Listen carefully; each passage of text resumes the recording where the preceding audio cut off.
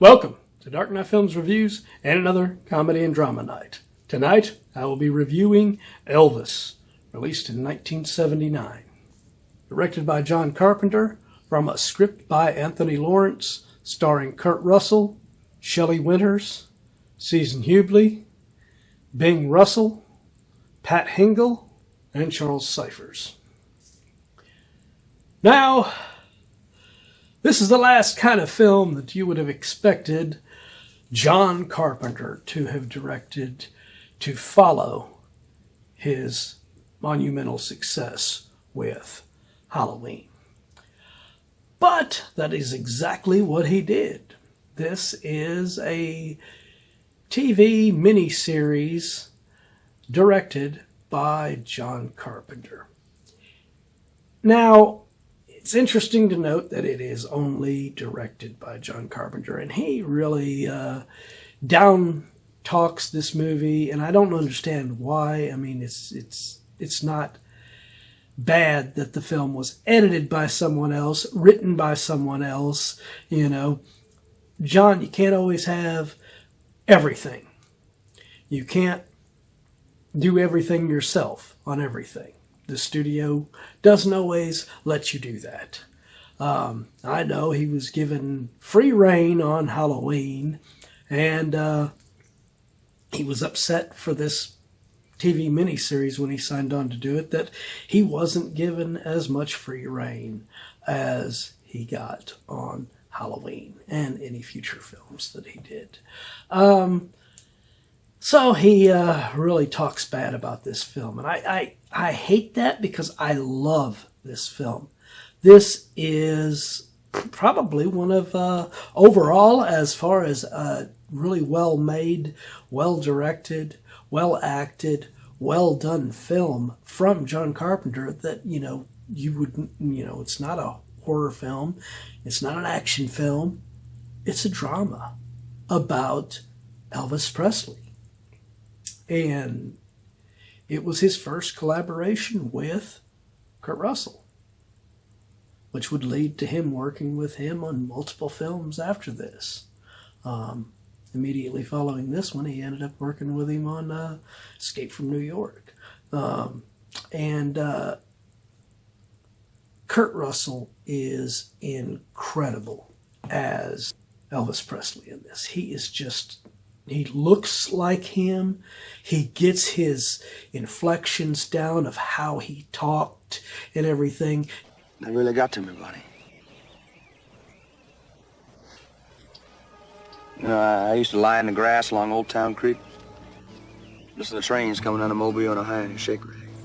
You could watch an interview with Elvis Presley or watch him on stage when he talks to the crowd or whatever, and then compare it to video of Kurt Russell playing Elvis, and it's almost like a mirror.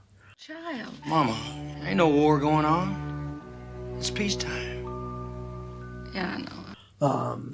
He did such a great job playing the part. My only qualm with Kurt on this film, and it maybe wasn't his choice, and it wasn't John Carpenter's choice probably, but my only qualm with this film is, and his performance, it's not so much his performance though, is that he does not sing his own songs on this. It is Roddy McDowall doing the singing on this. And I like the way he sings the songs and everything. I like the fact that we got, Roddy McDowall doing Elvis Presley songs. But to me, an actor playing a role should sing his own songs. I'm looking at you, Rami Malek.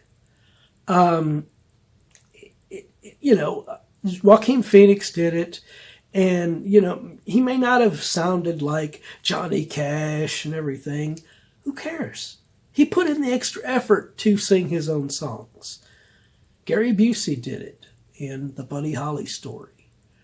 Val Kilmer did it in The Doors. I mean, it betters the film if the actual actor is putting in the extra effort to sing their own songs. So that's my only negative toward Kurt. And like I said, it might not have been his say. They might have, studio might have just said, no, we're going to have, or they might have already had the songs recorded, so it's, they just had to use them. But yeah, that's my only negative toward him. Otherwise, I mean, his performance in this is phenomenal. Excellent. Shelley Winters is also excellent as Gladys Presley. She is just so likable that when her character passes away in the film, it is genuinely a sad moment. You know it's coming because you know the history. If you know about this, if you know about Elvis, you know the history. So, but when it happens, it's truly sad just because of how much Shelley Winters made you like her in that role. Bing Russell, Kurt's own dad, plays Vernon Presley in this, his father in the story and everything, and he is pretty damn good as that character as well. And then you have Pat Hingle as Colonel Tom Parker, and this is how you play Colonel Parker. Don't do like Tom Hanks with that off-the-wall James Bond villain portrayal.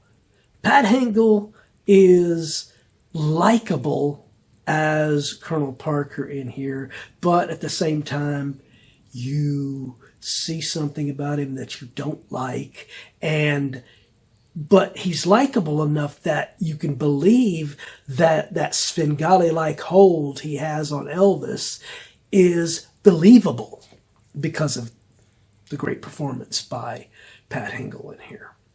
And then you have Charles Cyphers as Sam Phillips, and he does an excellent job as well. I've always liked Charles Cyphers, and this was his third, I think, film with John Carpenter after Assault on Precinct 13 and Halloween. So, but I think the only real weak point in this film, and it's not really that bad, to be honest, is Susan Hubley as Priscilla. She just doesn't click as well as Kurt, Shelley, Bing, Pat, and Charles. I mean, all of those give such great performances in here that it is a memorable experience because of them. It's not so much a memorable experience because of Susan's role. I mean, she's okay. She does a fine enough job in the role, but we needed that extra effort that everyone else was giving in this film. So she's the weakest link in this film, I believe. But overall, John Carpenter, you have nothing to be ashamed of in this film. You shouldn't be thinking about, oh, I didn't get to edit it, I didn't get to write it and everything, I didn't have total control, Who cares? The film is a testament to your skills as a director, and you had a great cast in this, and you directed a great biopic. Now, it may not be all factual like many biopics, but it is a very well done story about Elvis, much better than Baz Luhrmann's, in my opinion. So my final review for Elvis from 1979. I am going to give this film a 9.8 out of 10. Yes, I took off 2 points because of Susan Hubley not being as great as she should have been. Otherwise, this film would have been a 10 out of 10. Easy for me. But what do you guys think of John Carpenter's Elvis? Do you agree with my review? Do you disagree? Let me know in those comments down below. And as usual, if you enjoyed this video, do not forget to like, share, and subscribe. And don't forget to click that bell icon so you can be notified about future videos just like this one.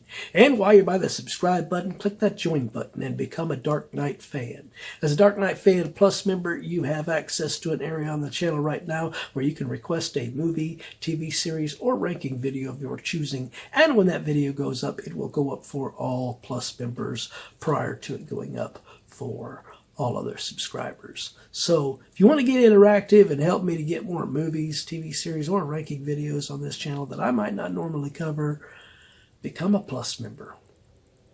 Well, that's the end of another Comedy and Drama Night. If you missed last week's Comedy and Drama Night, check out the link above. Or if you missed any of the videos during Comedy and Drama Night, check out this playlist and get caught up on anything you've missed.